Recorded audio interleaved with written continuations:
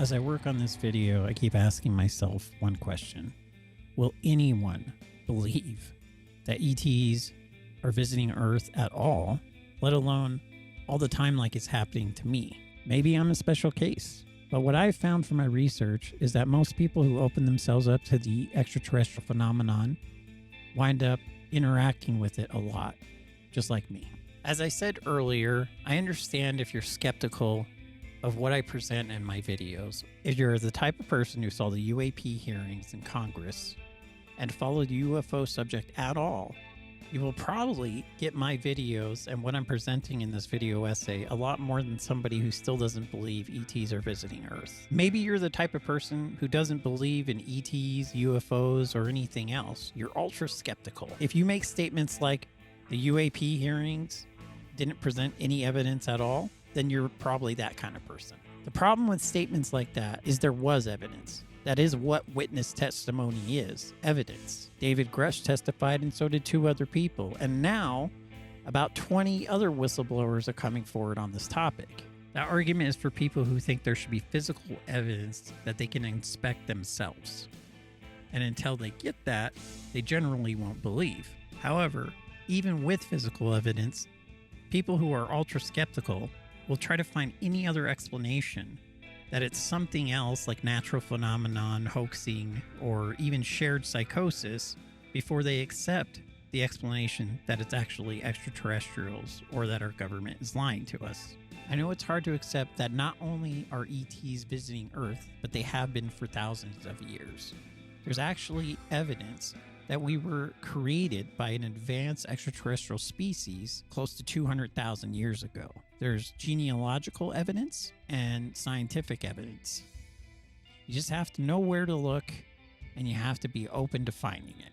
Based on my experience and my research, the skepticism towards the UFO subject, ETs, and the supernatural are part of a pre-programmed agenda by the hidden elites to rob us of our power and our agency. They would rather pump us full of fear and distract us by everything we have to do to survive in the world that they've created for us. If a person really investigates the entire UFO subculture, they can easily find that there has been evidence for ET's visitations, and that evidence and expertise has existed for decades, but it's been on the fringes, and it's considered on the fringes by mainstream scientists and academics, or the mainstream media and entertainment. This is why there's so much confusion and disinformation about it. So why would a person who calls themselves a scientist make statements like the UAP hearings didn't have evidence at all? Or why would they rather accept that it's swamp gas, people hoaxing, or shared psychosis? In my opinion, there are 3 reasons why people would rather look for other explanations and they still call themselves scientists. The first reason is the scientists are dogmatic because they are either paid by, a part of, or in service to the hidden elite that I mentioned earlier. The second reason is they generally truly believe in the scientific method and they just haven't applied their same amount of rigor to the ET subject that they would any other kind of scientific theory. And they definitely aren't opening themselves up to the possibilities of accepting what is already the explanation based on decades and decades of UFO research. That comes from confirmation bias that is created, again, by the mainstream media, entertainment, academics, and so on. The third reason is they just have their own agenda and bias that doesn't allow them to approach the ET topic from all angles. The UAP hearings revealed more than the fact that ETs are visiting Earth.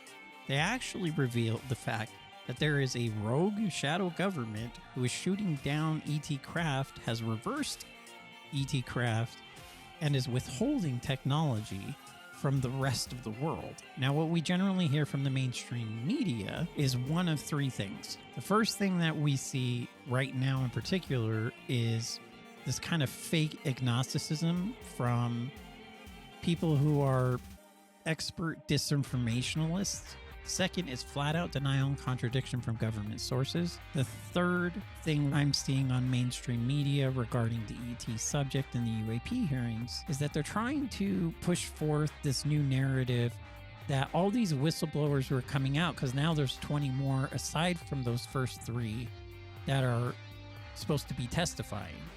So what they're trying to do to discredit these testimonies is say that they're all suffering from some sort of shared PTSD or shared psychosis. What we don't hear from mainstream news and entertainment is people generally asking, where are the non-human biologics and where is the ET technology that is being withheld from us? I find it interesting that on these news networks, no one really seems to care that David Grush and those other witnesses have established that there is this rogue secrecy going on within our government that is withholding these ET technologies that could benefit us. I'm talking free power, things that can generate food. If you've ever seen my ET phenomenon videos, look at what they can do. They can phase into different dimensions. They have technology that can literally interface and create birds out of thin air. If they can do that, then they can synthesize food. They can heal almost any illness, and they've been sitting on that technology. I remember the cartoon The Jetsons, and I also remember how Back to the Future promised flying cars. Now, here we are in 2023, and the only futuristic type of technology we really have are EV cars that are polluting the environment even more than they should be. And what we don't have, and I'm personally upset about this, is flying cars, and I want my damn hoverboard. I don't want whatever that thing that they call a hoverboard. I want the real hoverboard, the anti-gravity hoverboard that was in Back to the Future 2. And because they keep withholding these technologies, I don't get my flying car and I don't get my hoverboard. You should really stop this video and just think about the fact that these technologies even exist. Whether you believe they're from extraterrestrials or not, just remove that from your mind. Think about the fact that there's enough evidence from videos and witness testimony to say that there is technology way beyond what we have right now that exists. Like, really reflect on what that means. When I personally did this, it actually made me feel completely enraged. And I don't want you to feel angry, but we have to understand that when people die from lack of heat, lack of food, lack of water, and from a healthcare system that is for profit and cares more about treatment than it does actually curing anything, because you can't continue to charge a person for a cure. You can only charge for a treatment. So our entire medical health industry is designed only to treat, never to cure. And these ET technologies truly can change all that. They can truly change our internet, our power situation. Think about every time you pay the electric company. You shouldn't have had to be doing that for the last 100 years. Nikola Tesla invented wireless energy. So this is technology that just as a human being we should have.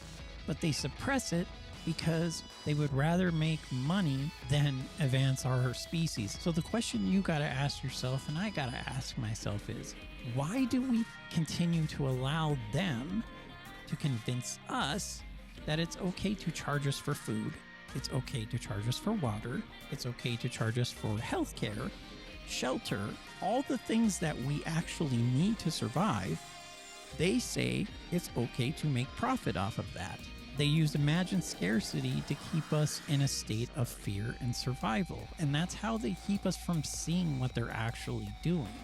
Meanwhile, they're taking trips around the galaxy, shooting down ET craft all the time, to the point where my ET visitors can't reveal themselves as much as they would want to, because we constantly have to worry about them using their scalar weapons to shoot them down and steal their technology. Their technology that they will not give to anyone else except for themselves. The reality is, this rogue shadow government that is transnational, they pump us full of fear. They distract us with politics, sports, entertainment, and just day-to-day survival so that we honestly can't see what they're doing. But if you just stop and take a second to go, why do I allow this to happen? Because you allow it to happen, I allow it to happen, all of us allow it to happen.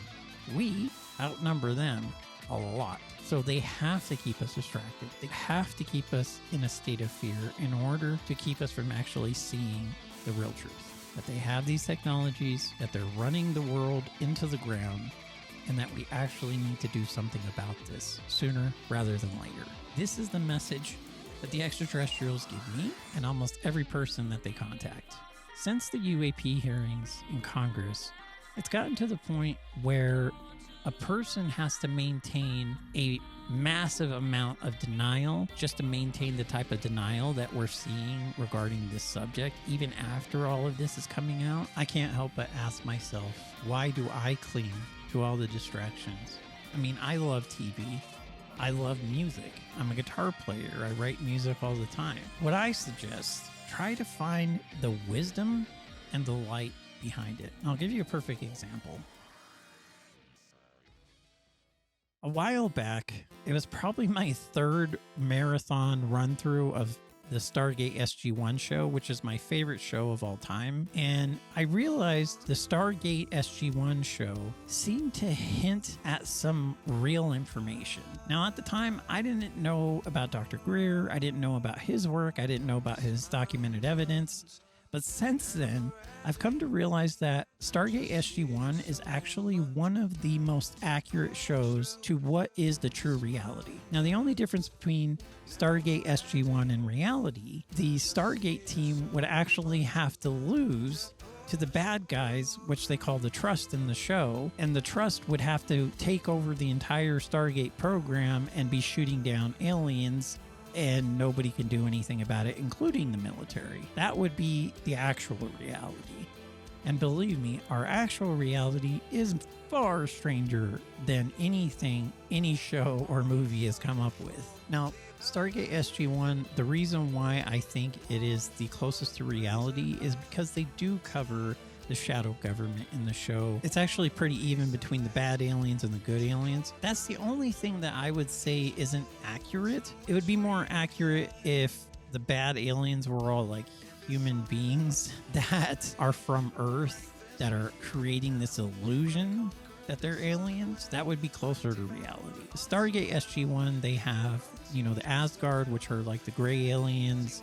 They have the Nox, they have all these good extraterrestrials, but then they have the Goa'uld, and they have the Replicators, and then they have the Wraith. So a lot of times it's like kind of demonizing either certain extraterrestrials who aren't human friendly or want to dominate humanity. The irony is the Goa'uld and the Atlanteans are all kind of similar to what the Sumerian tablets call the Anunnaki. It's funny, the Anunnaki were the Atlanteans. So when you watch Stargate SG-1, they're actually referring to something real from our past. The fact that they find the Stargate in Giza, and the fact that Giza has all these mysteries to it, is another parallel with reality. That's why I realized it was the only show that is close to the actual reality that we have with the extraterrestrial subject. Your content viewer who is watching this video, I'd like you to do one more thing, if you don't mind. If you could please just stop and ask yourself why you believe what you believe. Stop and really challenge yourself on something you think you're 100% right on. Try to prove yourself wrong. The reason why I say this is because this is what I do. This is what's led me to the path that I'm on. And I've learned there is wisdom and light in being wrong, failing, and finding a way to do better. But you can only do that if you're actually looking inward and asking yourself the right questions and actually trying to find answers to those right questions.